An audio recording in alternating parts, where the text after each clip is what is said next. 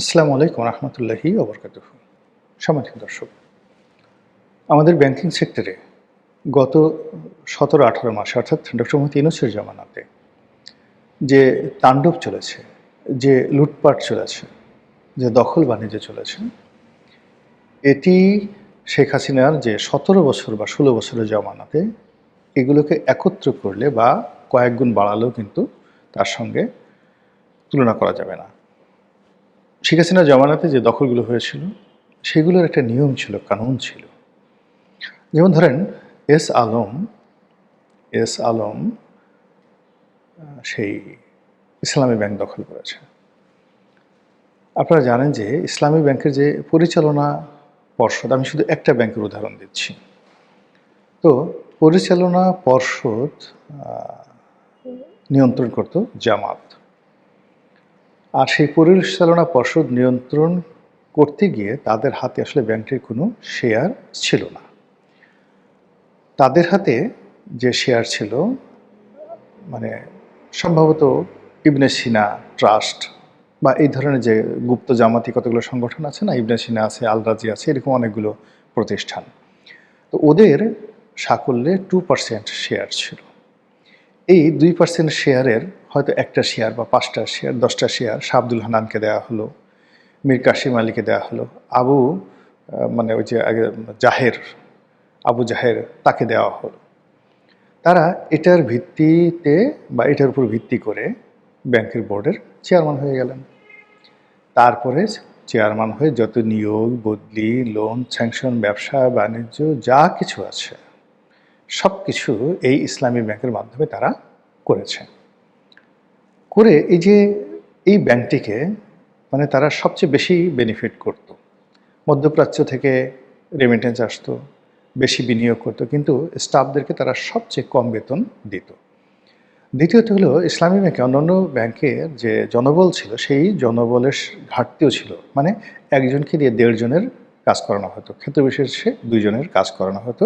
এই পুরো জমানাতে এই কাজ করে তারা যে বিপুল পরিমাণ অর্থ এখান থেকে লাভ করেছে, সেই অর্থ বিভিন্ন সিএসআর ফান্ডের নামে, বিভিন্ন কর্মকাণ্ডের নামে তারা সেই টাকাগুলো মূলত দল গঠনে ব্যয় করেছে, প্রতিষ্ঠান গঠনে ব্যয় করেছে। এবং তাদের বহু প্রতিষ্ঠান, জামাতি প্রতিষ্ঠানে তারা যে কত টাকা মানে সেখানে বিনিয়োগ করেছে, এবং সেই বিনিয়োগ যে মানে যাকে বলা হয় সুদে আসলে ফেরত আসা তো দূরের কথা, এবং সেটা যে কিভাবে নষ্ট হয়ে গেছে তা যদি তদন্ত করা হয় অনেকের চোখ কপালে উঠবে। আপনাদেরকে বলি, এই যে দেখেন না, নয়া দিগন্ত মিডিয়া, দিগন্ত টেলিভিশন। তো দিগন্ত টেলিভিশন, নয়া দিগন্ত মিডিয়া, এই মিডিয়াতে বিনিয়োগ করেছে কে? ইসলামী ব্যাংক। এবং এই বিনিয়োগ নিয়ে তারা আবার শেয়ার মার্কেটে এদিকে পাবলিক শেয়ারে গেছে। পাবলিক শেয়ারে গিয়ে জনগণের টাকা আবার দিগন্ত মিডিয়া নিয়ে, সেই দিগন্ত মিডিয়া এখন বন্ধ হয়ে আছে। নয়া দিগন্ত ধুক ধুক করে চলছে। আমি নিজে 4-5 লাখ টাকা পাবো, 3-4 বছরের লেখার টাকা তারা দিতে পারছে না। এই হলো জামাতের ইনসাফ আর লেনদেনের ভূমিকা। এইভাবে বহু মানুষ, বহু প্রতিষ্ঠান, ওই যে মাহমুদুর রহমান সাহেব, যে আমার দেশের সম্পাদক, তার পত্রিকা তো তাদের প্রায় 40-50 কোটি টাকার মতো সেখানে বিনিয়োগ করা আছে ইসলামী ব্যাংক। তো সে টাকা তো মাহমুদুর রহমান সাহেব দিতে পারেনি, উনি পুরো সময়টাতে ছিলেন, সেটা বেড়ে এখন কয়শো কোটি টাকা হয়েছে আল্লাহ জানে। আবার যখন এই যে পট পরিবর্তন হলো, সেই মাহমুদুর রহমানের আমার দেশ আবার বের হলো, নিঃসন্দেহে তাকে সেইগুলো রিশিডিউল করে দিতে হয়েছে। তো এই কাজগুলো জামাত এত ম্যাটিকুলাসলি দ্রুততার সাথে অতীতে করতো, যেটা বাইরে আসতো না। সবাই মনে করতো সুবহানাল্লাহ, না জানি কত ভালো একটা ব্যাংক, সবাই বিশ্বাস করতো, এবং মানুষের সেই বিশ্বাসকে পুঁজি করে পুরো ইসলামী ব্যাংকিং সেক্টরে তারা যে আধিপত্য বিস্তার করতো, মানে তাদের লোক, যে কটা ইসলামী ব্যাংক আছে তাদের যে শারিয়া বোর্ড, সেই শারিয়া বোর্ডগুলো নিয়ন্ত্রণ করতো জামাতি আলেম ওলামারা। বাংলাদেশের যত জামাতি আলেম রয়েছেন তারাই এ সকল শারিয়া বোর্ডের সাথে জড়িত থেকে ইসলামী ব্যাংকগুলো তারা নিয়ন্ত্রণ করতেন। এমনকি বাংলাদেশ ব্যাংকের যে শারিয়া বোর্ড রয়েছে সেখানেও তারা নিয়ন্ত্রণ করতেন, এমনকি আওয়ামী লীগ জামানাতে এরকম অবস্থা ছিল তাদের। সেই জায়গা থেকে আওয়ামী লীগ বের হয়ে আসার জন্য তারা এই প্রথম এস আলমের মাধ্যমে তারা এই ওপেন মার্কেট থেকে, যেহেতু এটা public limited company, open market থেকে শেয়ার কিনে শেয়ারের ভিত্তিতে তারা নিয়ম নীতি ফলো করে তারপরে মানে বোর্ড তারা দখল করে। এবং পরবর্তীতে যখন এসএলএম এটা দখল করার পরে যারা বড় বড় বিদেশি শেয়ার হোল্ডার ছিলেন, সৌদি আরবের যারা মালিক ছিলেন, এডিবি ছিলেন, আইডিবি ছিল, এডিবি না আইডিবি ইসলামিক ডেভেলপমেন্ট ব্যাংক ছিল, তো তারা এখান থেকে তাদের শেয়ার এসএলএমের কাছে বিক্রি করে দেয় বা প্রত্যাহার করে দেয়, এগুলো আবার এসএলএম কিনে। এখানে দুটো বিষয় আছে, অর্থাৎ ব্যাংকটা পরিচালনার ক্ষেত্রে এসএলএম যে কাজটা করেছেন সেখানে তিনি নিয়ম নীতির জোর জবরদস্তি করেছেন। এখানে চেয়ারম্যান থেকে শুরু করে যারা ছিলেন, আগে যারা এমডি ছিলেন, কর্মকর্তা ছিলেন, জামাত মান্ডির লোক ছিলেন, তাদেরকে তাড়ানোর ক্ষেত্রে ডিজিডিএফআইকে ব্যবহার করা হয়েছে, কিন্তু নিয়ম মানা হয়েছে, কাগজপত্র সব কিছু ওকে আছে। অন্যদিকে এই ব্যাংকটি নেওয়ার পরে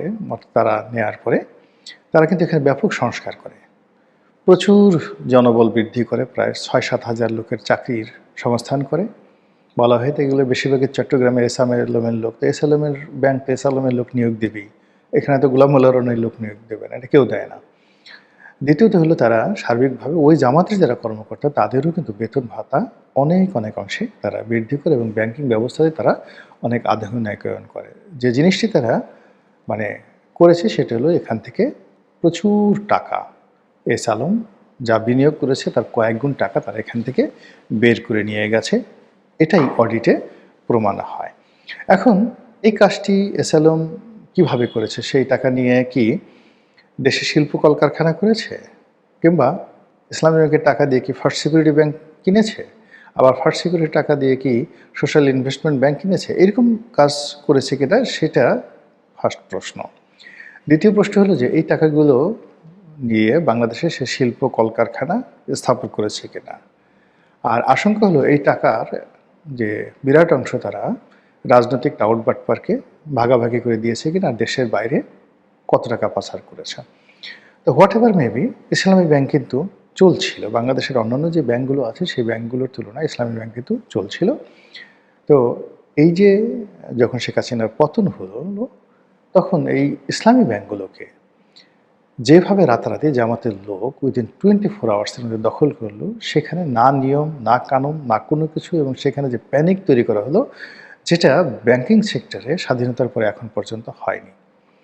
এবং এটা অসাধারণ সিন্ডিকেট বাংলাদেশ ব্যাংকের গভর্নরকে তারা কবজা করে ফেললো, এবং গভর্নর এই জামাতের হুকুমের বাইরে, জামাতের ডিজায়ারের বাইরে একটা সিদ্ধান্ত নেয়নি।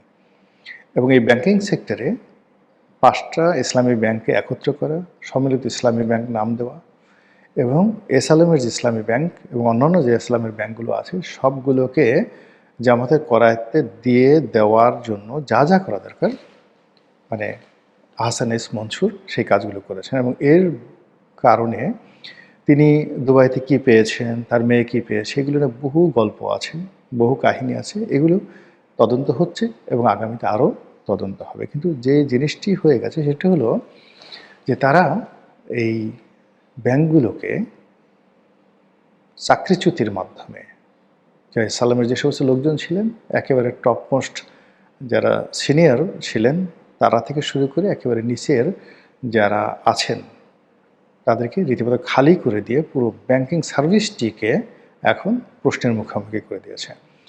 ইসলামী ব্যাংকটা চলছে, কিন্তু অন্যান্য যে 5টি ইসলামী ব্যাংক যেগুলো একীভূত করা হয়েছিল সেগুলো কিন্তু চলছে না, একটাও চলছে না। সেখানে কোথাও ফার্স্ট সিকিউরিটি ব্যাংক লেখা আছে, ওখানে সোশ্যাল কি ইনভেস্টমেন্ট ব্যাংক নাকি যেন লেখা আছে, ইত্যাদি লেখা আছে, কিন্তু তারপরে ডাচবাংলা ব্যাংকে বোধহয় তারা নিচে, বা এক্সিম ব্যাংকও তারা সেখানে তার মধ্যে ঢুকিয়ে ফেলেছে। তারপরে এই যে এই ব্যাংকগুলোর সামনে, ব্রাঞ্চগুলোর সামনে নতুন সাইনবোর্ড টানানো আছে। ঈদের সামনে গিয়ে দেখলাম না আছে লোক, না আছে জন্য ওখানে গিয়ে 2000 টাকাও কেউ তুলতে পারছে না। কিন্তু এর যে বোর্ড যা কিছু আছে সব কিন্তু মানে জামাতের প্ল্যানে হয়েছে।